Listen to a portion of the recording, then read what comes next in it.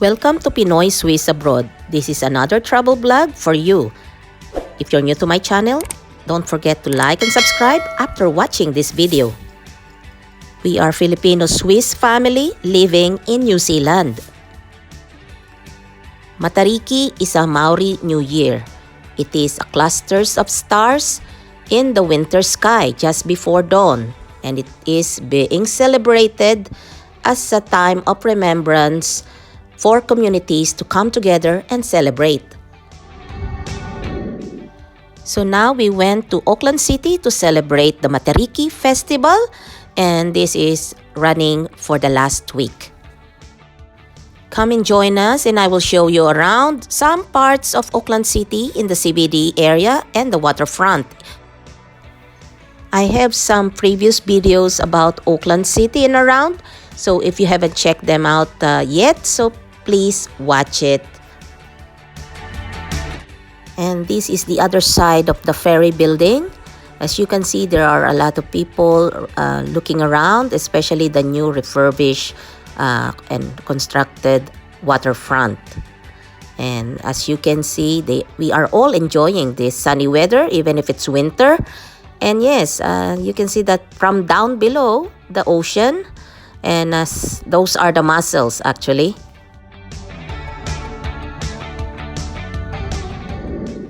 Just after the Vineyard Quarter is the Silo Park. It is the home to a unique exhibition space called Silo 6. It is a large cluster of silo cylinders which were used to hold cement for transport by the old railway system.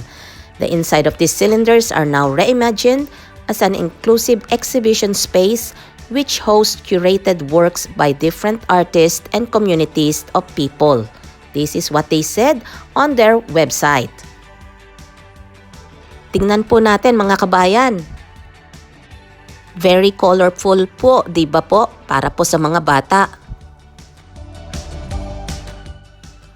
There is an arts and crafts being held here, but they have that schedule.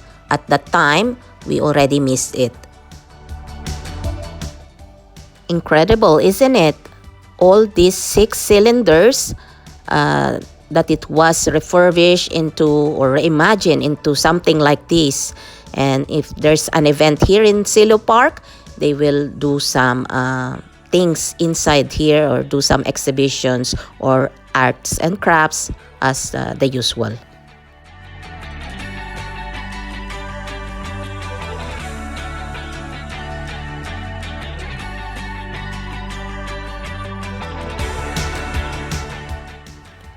Ayan po, makikita nyo parang nasa loob ng bahay. Yung isa feeling at home na, nakaupo na sa isang sopa.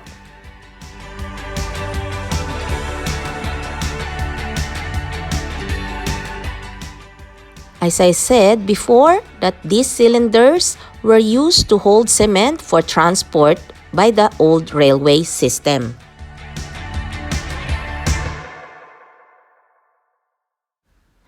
Very creative, isn't it?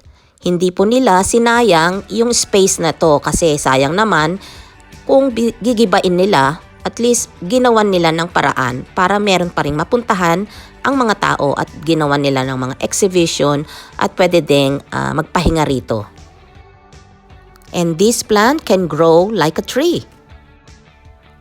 Meron din po kasi ako niyan dati.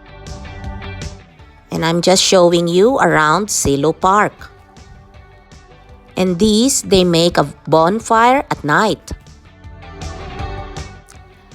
And this is the viewing or observation deck here in Silo Park. And yes, hand sanitizer is everywhere. As you can see, this is the event and the schedules for the Matariki Festival. And yes, there is a live band, so you can enjoy your food, and those foods coming from different sources, international food trucks. Just off the shoulder of Matakahiru, you'll notice a small group of stars clustered closely together. This is Matariki, Te Petu or Te Tau.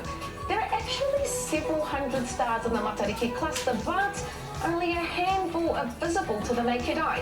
The central star, of course, is Matariki, the biggest star, right in the centre. Now, she is connected to well-being and is known to have the ability to heal.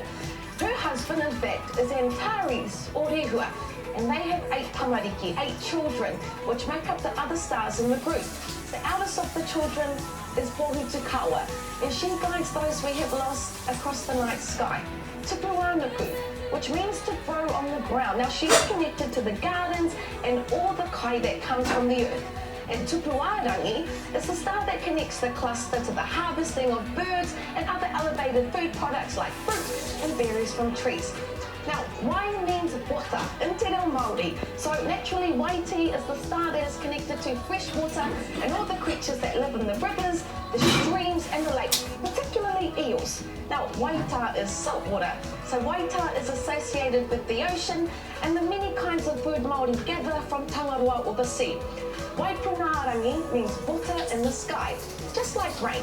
So Waipunaarangi and Ururangi, the appearance of these stars in the morning of June would forecast the weather for the new year. Ururangi is the star which determines the nature of the winds for the year.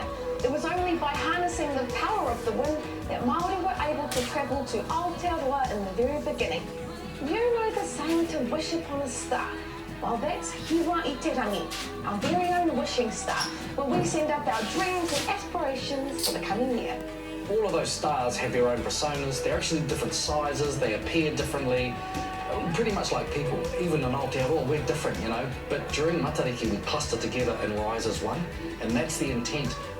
Matariki Hunganui, Matariki that brings all sorts of people together to celebrate as one.